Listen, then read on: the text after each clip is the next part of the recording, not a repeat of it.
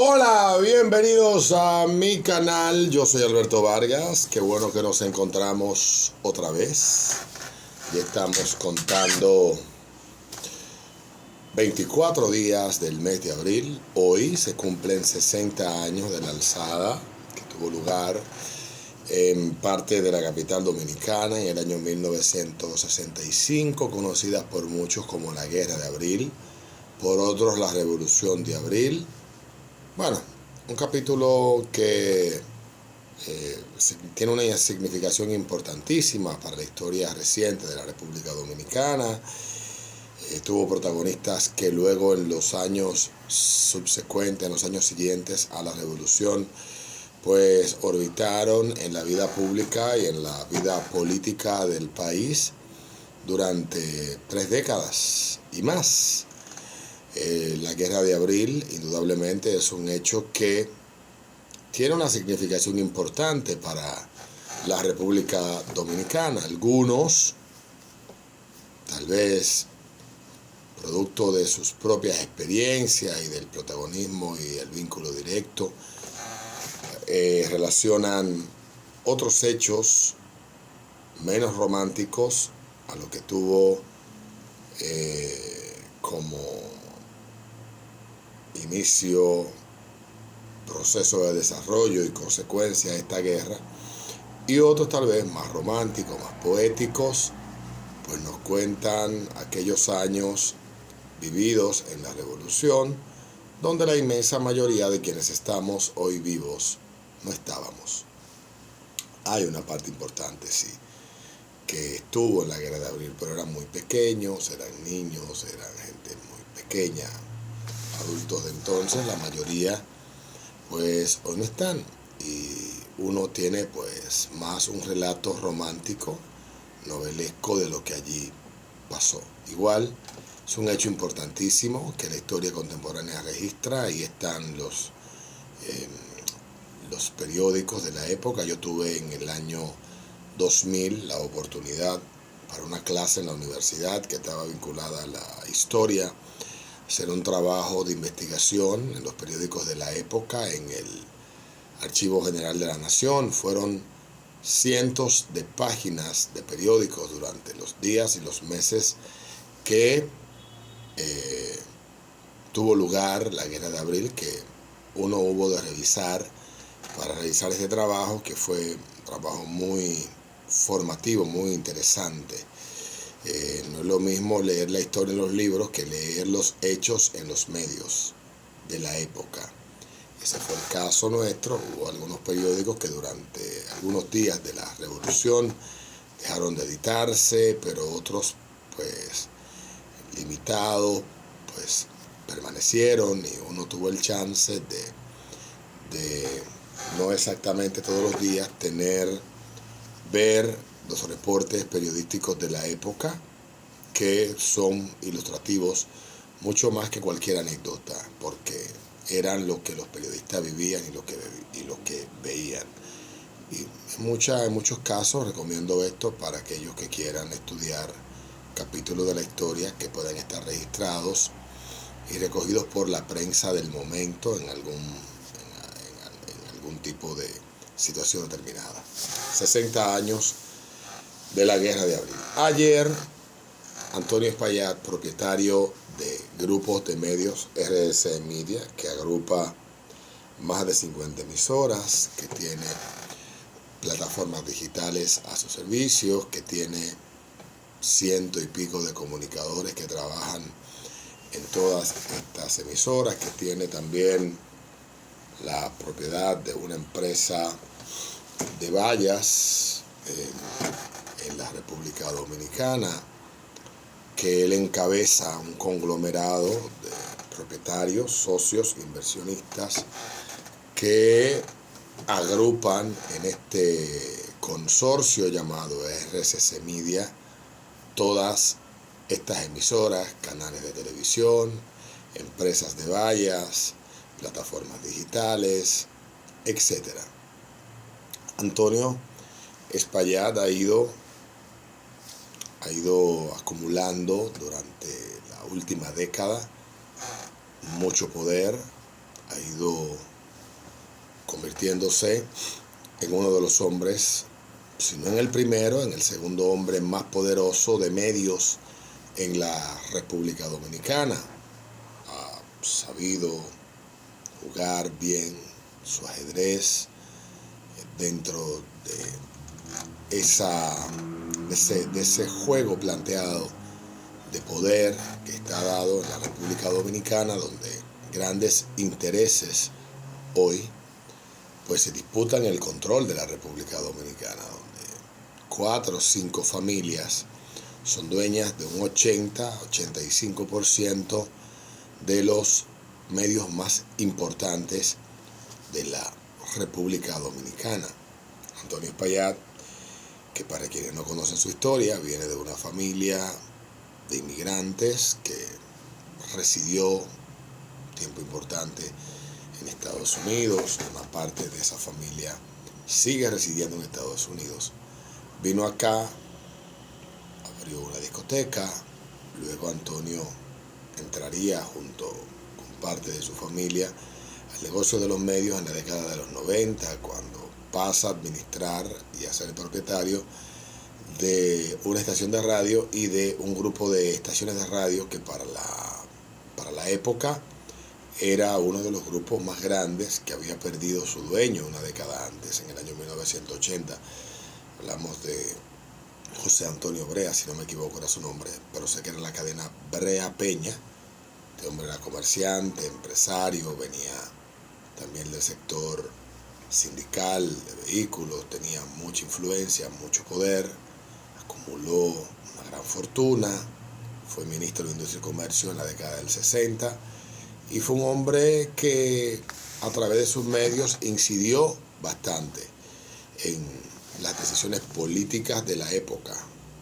Notitiempo era para la década de los 60 y la década de los 70 el noticiero por excelencia de la República Dominicana. Era el noticiero más importante. Luego vendría Radio Mil Informando, vendrían el noticiero de Radio Cristal, vendrían otros noticieros, pero Notitiempo, Radio Cadena Comercial,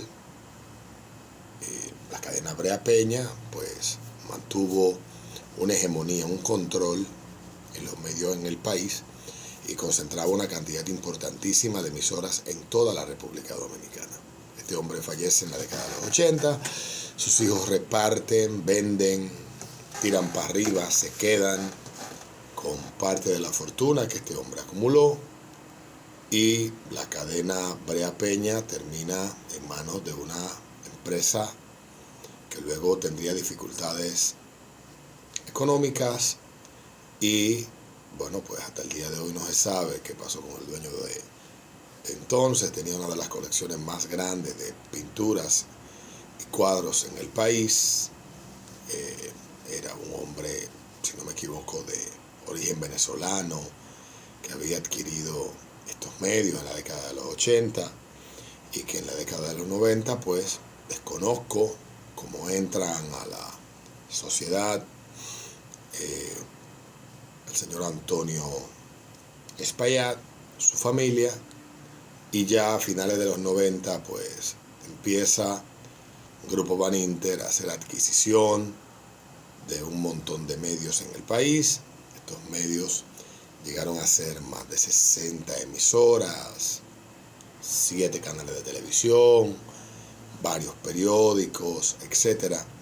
Y en ese momento un Antonio que estaba entrando a los 30 años, pues estuvo al frente durante el reinado de Baninter del conglomerado de emisoras. Luego de todo esto, y somos testigos porque lo escuchamos, se da la intervención estatal, gobierno de Hipólito, administrador secuestrario de Radio Cadena Brea Peña, hoy un hombre que vive en Estados Unidos, estuvo al frente de ese conglomerado de empresas hasta el año 2004-2005.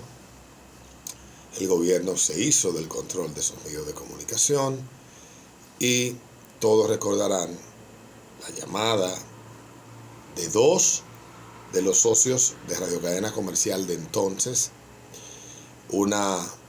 de un importante medio que hoy todavía está, pero que ya no tiene relevancia, que fue mucho tiempo parte de Radio Cadena Comercial en la parte comercial, y una hermana de Antonio Espaillat a una importante estación de radio, un importante programa de entonces, hablando sobre lo que pasaría luego del triunfo del PLD y cómo sacarían a los que estaban ocupando esa empresa que era Radio Cadena Comercial, que estaba en el edificio Ameriplaza.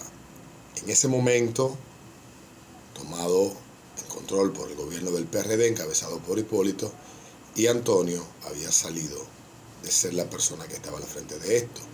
Luego se da un arroz con mango. Antonio tenía la mayoría accionaria de algunos de los medios que estaban allí. Esos medios pasan a su control. Le dan como administrador secuestrario el control a algunos medios que también estaban bajo el paraguas de Radio Cadena Comercial.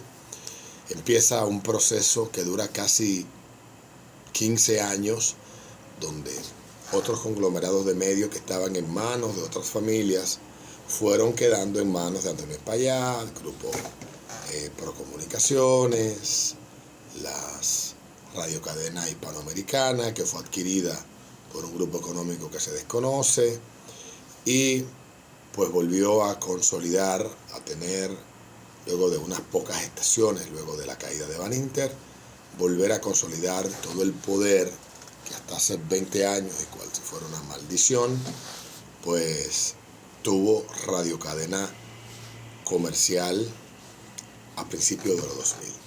Antonio Espaillat, tal vez pocos conocerán su historia dentro del negocio de la radio. Su familia, repito, ha estado vinculada al negocio de las discotecas. Él, cuando se abre Jet-Set, era un niño apenas. Su madre estuvo al frente de este negocio en la década de los 90, ya él un jovenzuelo, veintitantos, pues asume el frente, la gerencia de esta empresa, asume el control de una estación de radio que adquieren en la década de los 90, finales de los 90, por una cantidad indeterminada de dinero, y ellos se mantienen entre el negocio de la vida nocturna, la discoteca, que es su negocio inicial, y Antonio en el tiempo va adquiriendo mucho poder. Llegamos a la madrugada del 8 de abril del año 2025, donde un hecho inesperado, un hecho fortuito, un hecho lamentable, trajo como consecuencia la muerte de 232 personas y más de 189 heridos. Murieron la mayoría de los que estaban esa noche en la discoteca, amigos entrañables, conocidos, gente que uno intercambió, aunque fuera un saludo en algún sitio, estaban allí, perdieron la vida.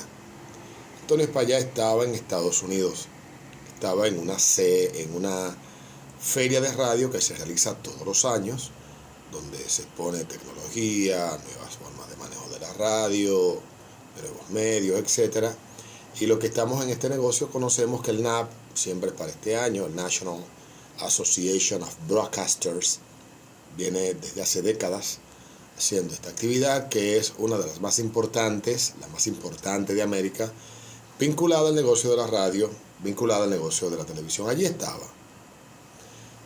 Ayer se transmitió una entrevista de Antonio Espaillat, donde él cuenta que saliendo de esta actividad, 9 de la noche, hora local de Las Vegas, recibió una llamada de su hermana desde Los Escombros, que él narra el proceso que él vivió de sorpresa, llegar al hotel, tomar un avión, venir a la República Dominicana, llegar a su oficina, seguir las recomendaciones de su equipo, etcétera, y tener que afrontar y asimilar una tragedia como nunca antes la hemos visto en República Dominicana. Como hombre de vida pública a través de los medios de comunicación y hombre de poder, Antonio tiene muchos enemigos, sean enemigos que él ha creado o enemigos que se han dado circunstancialmente porque en algún momento él ha chocado en intereses con alguien. Ayer él dio una entrevista y hay muchos que entienden que la responsabilidad civil y penal de todo lo que ha pasado allí es exclusiva de este hombre que está al frente de un consorcio enorme de medios de comunicación del cual él no es propietario, del cual él no es dueño. Y eso es importante que lo sepa todo el mundo porque tampoco es ilegal. Es un consorcio de accionistas que bajo un paraguas de una empresa pone bajo las manos o bajo el mando de este caballero que se le reconoce la capacidad para el manejo y la gestión de medios, una cantidad importante de medios que varias familias pues han invertido importantes cantidades de dinero porque indudablemente hoy el poder está en los medios de comunicación y en la diversificación de estos medios en todas las plataformas disponibles que haya. Eso lo sabe cualquiera. Que los medios están en crisis en muchas partes del mundo. En la República Dominicana, más que en crisis, lo que estamos viviendo es un proceso de transformación. Entonces Antonio ayer da una entrevista a Edith Febles donde él habla de esto. He visto opiniones de abogados escribiendo en Twitter que no debió haber dado esta entrevista. Lo curioso es que los mismos abogados que estoy leyendo diciendo que no debió es lo que hace exactamente 48 horas leía diciendo que dónde estaba él, que no daba la cara. Son los mismos abogados que hace 2 días decían una cosa y luego de ser confrontado en una entrevista muy profesional por parte de una profesional que, independientemente de que hayan posturas que yo no comparta de Edith Febles, indudablemente le conozco desde hace más de 25 años en los medios de comunicación. Le empecé a seguir cuando estaba en horas de la madrugada, de 5 a 6 de la mañana, en la Z101, en el año 2000, que ya estaba allí, le entregaba en esa franja de hora, entre 6 y 7, Alvarito Albelo, que de 7 a 7 y media hacía su comentario en la Z101.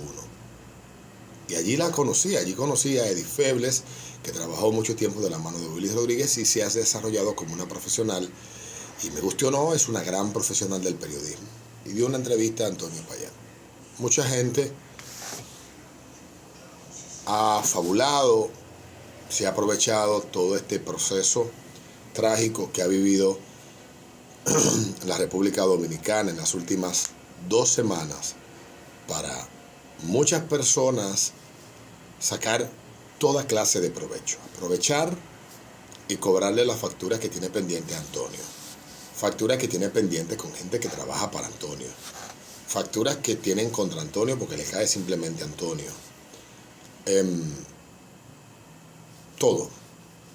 Y ha sido un proceso que ha estado festinado por la emocionalidad y que ha sido desvirtuado por ese monstruo amorfo que es la masa que puebla las redes sociales, y que si nosotros no nos abstraemos de ese submundo que es el mundo digital y tenemos contacto con la realidad, salimos, vemos, escuchamos, caminamos, conversamos con la gente en la calle, pudiéramos pensar que lo que estamos viendo en un microcosmo muy pequeño, muy pequeño, digital, es la realidad. Antonio tendrá que enfrentar la justicia igual que los demás socios de Yexet. Habrán familias que accionarán judicialmente. El sistema judicial tendrá que ventilar todos y cada uno de los casos que estén vinculados a esta tragedia. Aprovecharán muchos para que tengan cuentas pendientes con este hombre, para aprovechar y cobrarle las deudas pendientes. pero lo que no podemos perder de vista es que la labor del sistema judicial es impartir justicia, apegado a las leyes, apegado a lo que dicen nuestras normas, y punto. No más allá, no más acá. Lo otro es novela, es ficción, es manipulación para convertir todo este asunto en un río revuelto donde algunos puedan pescar y sacar provecho. Eso es lo que está pasando ahora mismo. Por desgracia, las familias que han perdido algún familiar y aquellos que sobrevivieron pero afectados, muy afectados por la tragedia, tendrán luego que solitariamente tener que continuar el camino. Porque los que hoy supuestamente están interesados en que en nombre de ellos se haga supuestamente justicia, lo que están buscando es pescar en río revuelto. Algunos para engrosar el cheque de abril que le manda Google, otros aprovechando la confusión para poner en práctica su vendetta, ya sea justificada o no, en contra del empresario, en contra de la persona. Algunos con legítimo deseo de venganza porque entienden responsable a este hombre de la tragedia que ha afectado a su familia. Todo se ha mezclado. Pero debemos en el proceso tratar de mantener la mente clara, tratar de mantener la objetividad, no dejarnos envolver por la emotividad del momento. No estamos en los tiempos de la Santa Inquisición o de los juicios de Salem. Hemos llegado a lo que hoy llamamos un sistema donde el derecho del individuo está garantizado producto de los errores del pasado. No vamos hoy a reivindicar o a dejar que gente que tiene malas intenciones se aproveche de nuestro dolor, de nuestro deseo de justicia, de que el sistema responda acorde a las normas que están establecidas, para convertirnos en meros salvajes que luego de que pase el bacanal tomemos a otra víctima y repitamos el proceso. Yo creo que esta es una oportunidad donde muchos debemos de aprender. Muchos debemos de darnos un tiempo, de guardar silencio, de mirar, de que nuestra imaginación, de lo que diga nuestra imaginación, entender que no es la verdad, que la realidad es otra y que lo que debemos de buscar es conocer esa verdad, conocer la realidad que rodea esa verdad y que a partir de la aceptación de esa verdad y de esa realidad aspiremos a que se pueda cumplir lo que ésta tiene determinado. Las fantasías hay que dejársela a Disney. Mientras permitamos que se nos agite, que se nos maneje como ganado, seguiremos estando mal.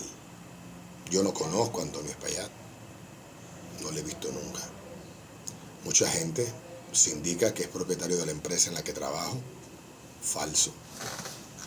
Ni él, ni ninguno de sus socios tienen nada que ver.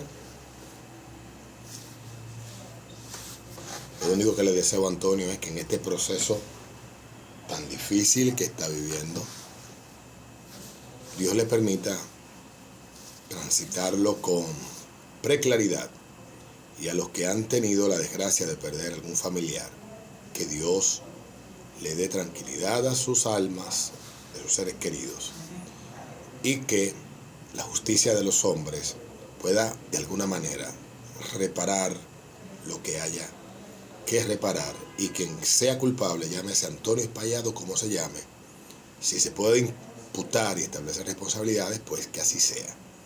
Nos vemos en un próximo video.